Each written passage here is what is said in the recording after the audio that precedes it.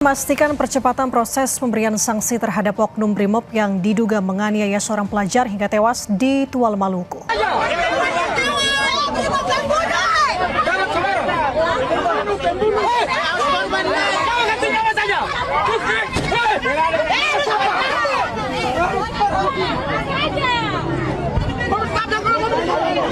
Dari bandar narkotika di wilayah Bima Kota melakukan penyalahgunaan narkotika dan melakukan kegiatan penyimpangan dalam kegiatan sosial asusila. Saudara yang saudara berkenan menerima tugas kenegaraan sebagai anggota Komisi Percepatan Reformasi Polri.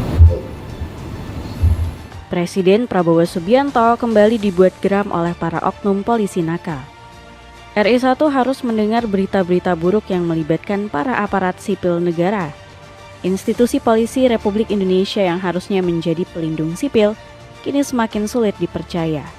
Berbagai kasus kebobrokan institusi yang satu ini bikin publik terus bertanya-tanya. Bukankah Pak Polisi ini tugasnya mengayomi masyarakat, kok malah kelakuannya seperti musuh masyarakat? Kasus terbaru kematian bocah 14 tahun asal Kota Tual, Maluku membuat amarah publik mendidih.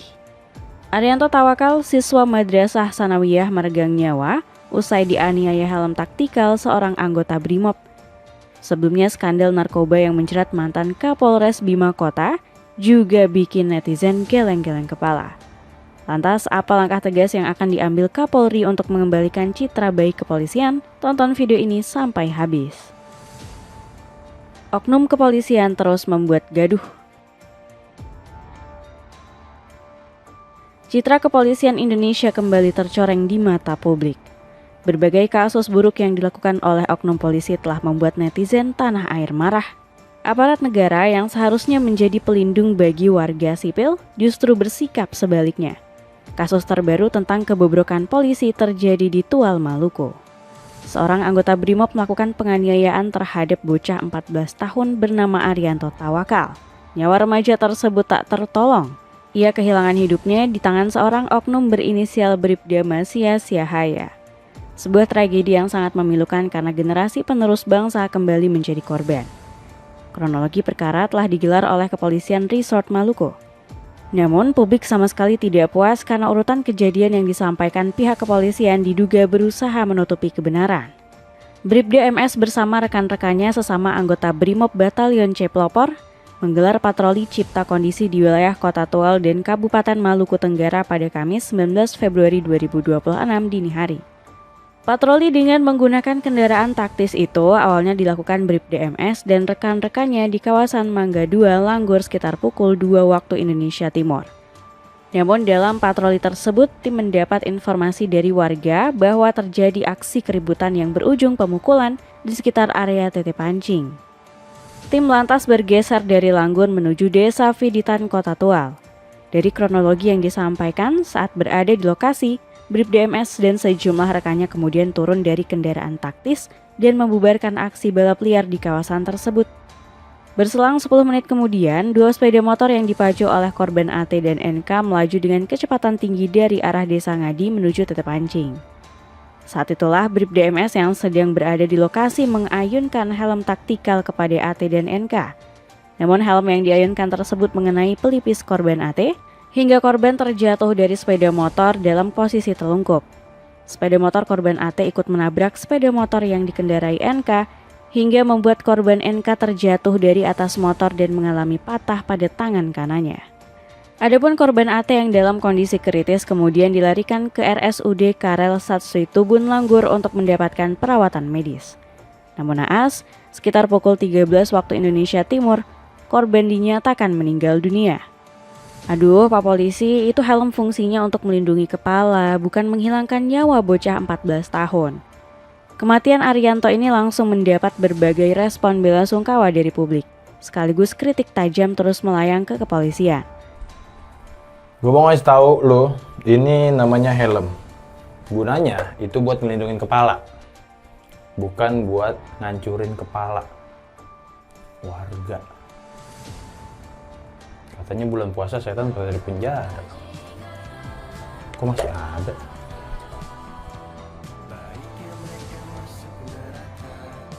Bahkan kasus wafatnya Arianto ini langsung membuat netizen mengingat dosa-dosa lama oknum polisi. Kalau ada anak MTS, dikil aja pakai helm taktikal. Kalau ketemu ojol, dirindes pakai mobil. Anak SMK di Semarang ditembak aja, habis itu tunjukin foto barang bukti sajam kalau dia tawuran. Padahal kan enggak. Udah paksa anak orang, pendidikan juga nggak perlu tinggi, tapi tetap petantang petenteng. Semangat banget ngejar stand up komedian sampai ke ujung dunia, tapi kasus yang penting dicuekin. Bersahabat sama begal, jadi bandar narkoba. Kalaupun ketahuan, paling cuma disuruh sholat. Kalau orang biasa kan langsung hukuman mati. Banyak juga ya. Tapi lucunya tingkat kepercayaan publik meningkat. Publik yang mana nih? Yang enemy. Keluarga Arianto tak terima dengan kejadian yang menimpa korban. Nasri Karim, kakak Arianto, menuturkan detik-detik adiknya mengalami kritis. Adik saya masih sempat sadar tetapi mengalami pendarahan dari mulut dan hidung serta benturan di bagian belakang kepala, ujar Nasri. Bahkan di tengah masa kritis sang adik, Nasri sempat mendengar para anggota BRIMOB yang lain memarahi terduga pelaku. Mereka berkata, kenapa pukul pakai helm? Namun percuma, rekan-rekan pelaku marah karena nyawa sang adik akhirnya tak tertolong juga.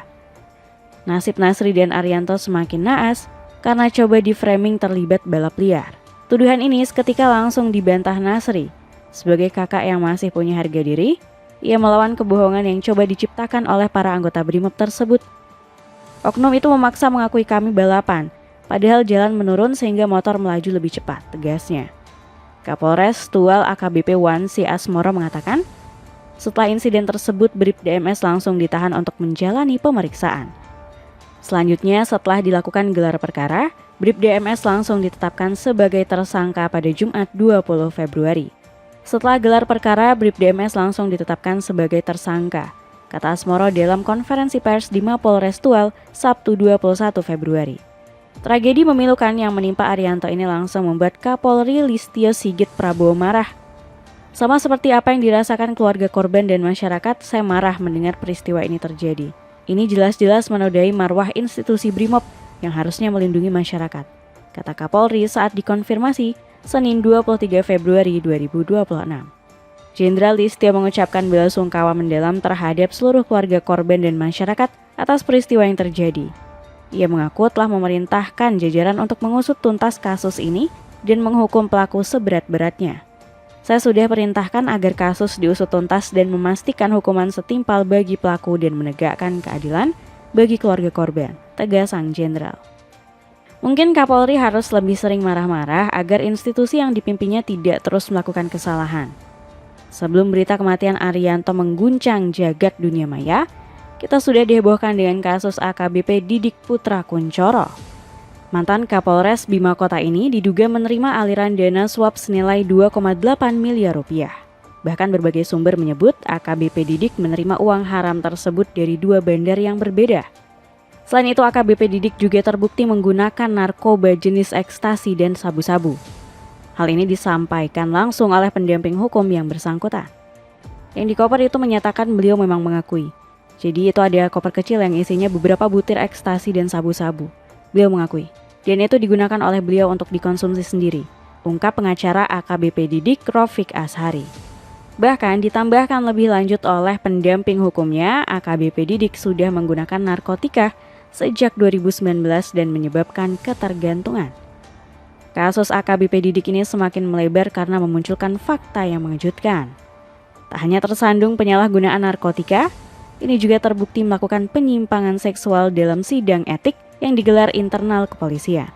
Namun tuduhan ini langsung dibantah oleh pihak pengacara AKBP Didik. Sejauh pemeriksaan beliau sampai dengan saat ini tidak ada pertanyaan-pertanyaan selama pemeriksaan mengenai penyimpangan seksual.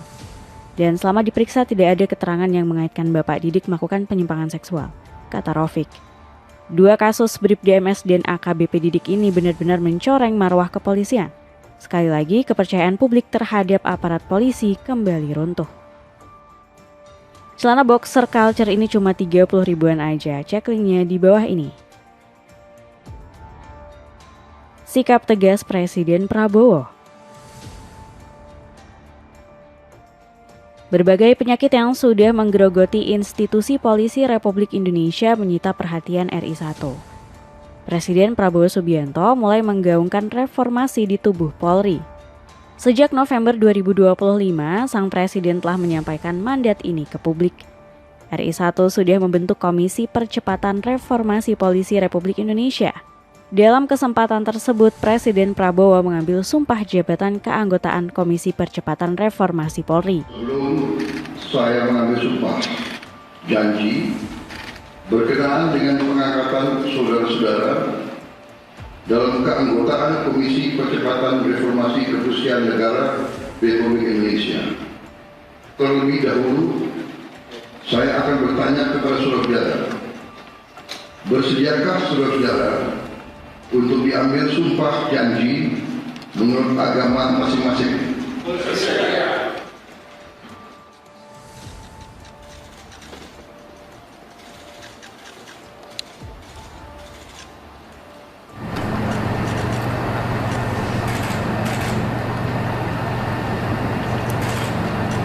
Setelah kasus yang menimpa Arianto Tawakal, komisi ini segera bergerak cepat. Dilansir dari CNN Indonesia, mereka sudah membuat finalisasi laporan dan akan segera dikirim ke Presiden.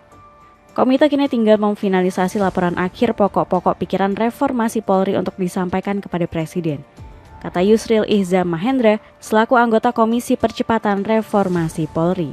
Pembahasan laporan tersebut mencakup berbagai aspek penting, mulai dari pola rekrutmen, pendidikan, disiplin hingga pengawasan.